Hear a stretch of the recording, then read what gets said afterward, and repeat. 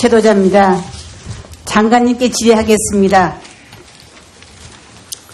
저출산 국가인 우리나라는 난임 부부에 대한 지원에 각별해야 한다고 생각합니다.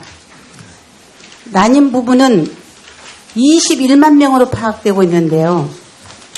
정자 제공자가 부족하여서 난임 부부가 출산하는데 어려움을 겪고 있다고 합니다.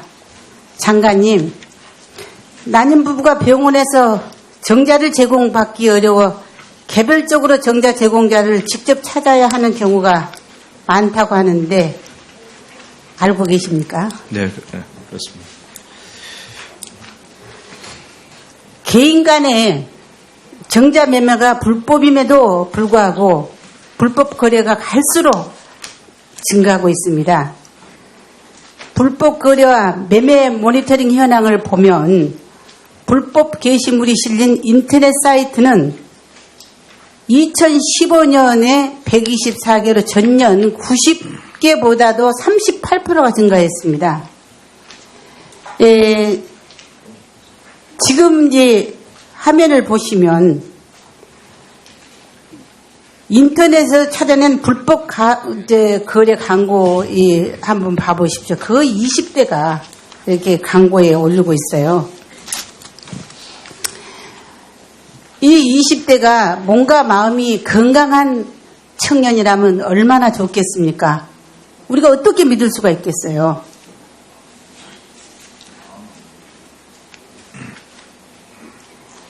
장관님, 이렇게 불법 매매 게시물을 발견하면 복지부는 어떻게 하십니까? 네, 지금 이게 인터넷 포탈이나 이를 통해서 이 불법 게시물이 많이 올라오고 있는 게 현실이고, 저희는 그 계속 요청을 해서 올라오는 건 삭제를 하고 또 사이트 폐쇄를 요청을 하고 있습니다. 그리고 방송통신위원회하고 경찰청에 그걸 이 해당 자료를 공유해가지고 이런 것을 제재할 수 있는 이런 조치를 지금 하고는 있습니다. 네, 알겠습니다. 복지부는 불법 게시물 삭제 요청하고 방금 말씀하신 장관님 말씀하신 대로 이렇게 하고 계시는데요. 방금 제가 불법 거래 그 정자는 안전성과 건강성을 보장을 못 하잖아요.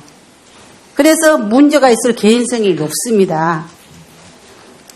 앞으로 정부 철저한 통제와 관리가 필요하다고 생각하시는데, 네.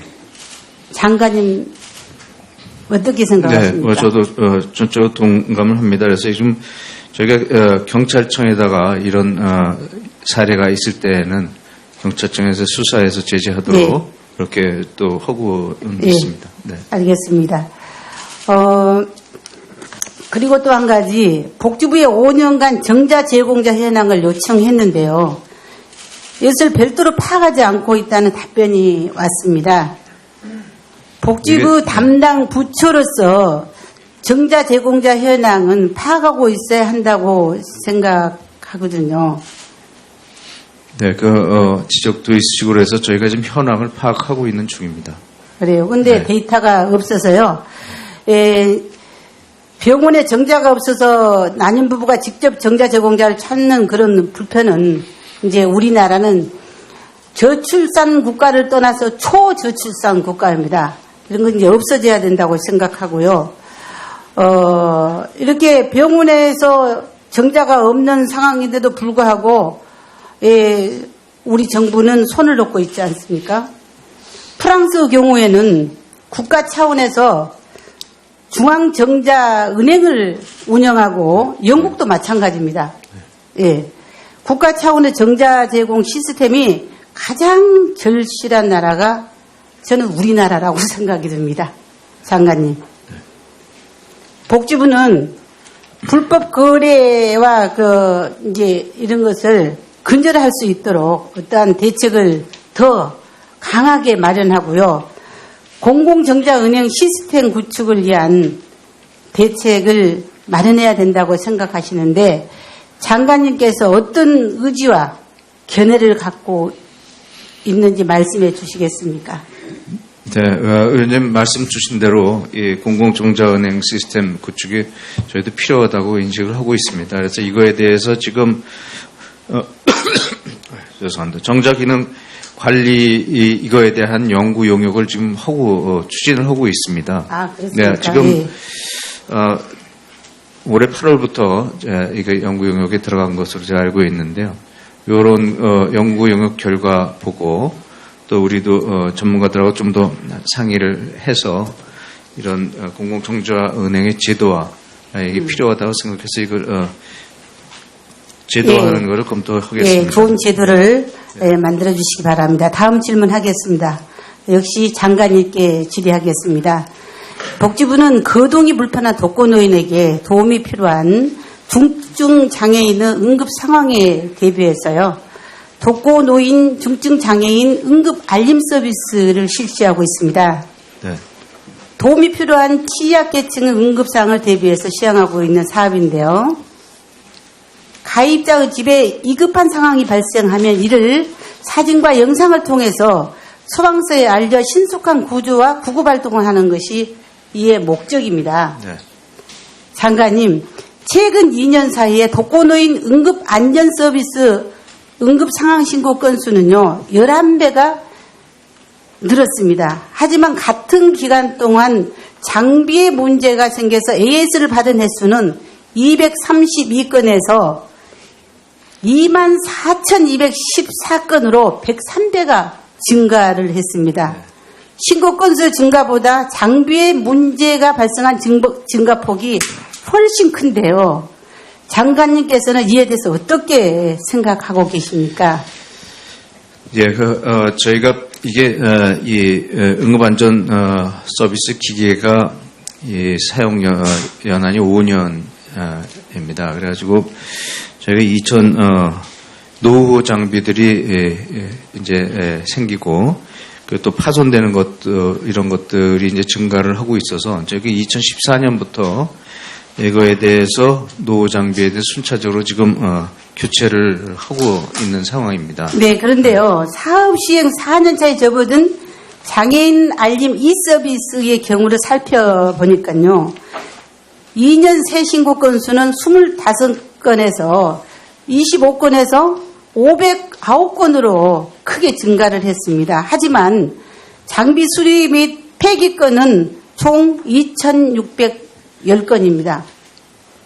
전체 가입자 8,099명 대비 32.2%가 10명 중 3명이 내용 연한 5년이 되기도 전에 장비를 수리하거나 폐기를 했습니다.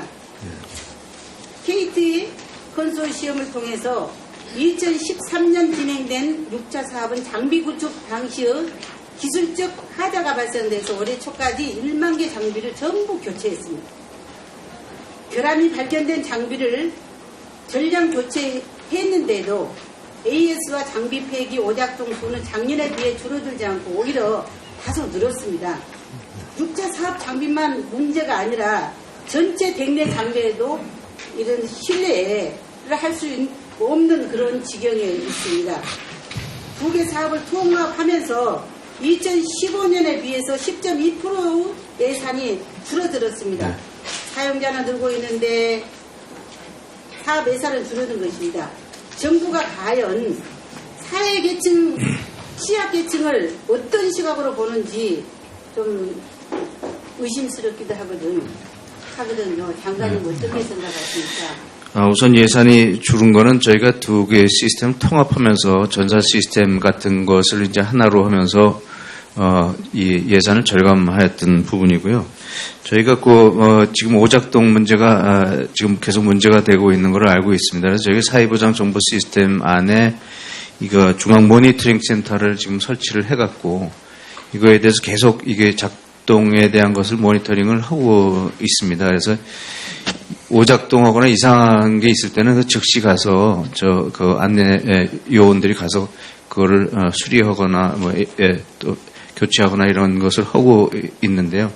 이것을 좀 더 네, 그렇습니다. 네. 응급 상황에 작동도 못하는 장비는요, 사회 취약계층의 생명을 앗아갈 수 있습니다. 장관님, 그 점을 명심하시고 네. 전체 장비에 대한 전수조사를 한번 해보시기 바랍니다. 네, 저희가 올해 이 모니터링 센터를 설치하면서 이제 거의 모든 시스템들이 작동을 제대로 하나 안 하나를 계속 모니터링이 되기 때문에 오작동하는 거는 각종 당일날로 가서 빨리 교체하거나 AS를 하는 것을 지금 하고 있습니다. 그러니까 사실 실질적으로 거의 전수 조사가 되고 있는 상황이라고 말씀드릴 수 있습니다. 예, 수고 많으셨습니다. 네. 지도자님 수고 많으셨습니다. 다음은 더불어민주당 정충수 의원님 질의해 주시기 바랍니다.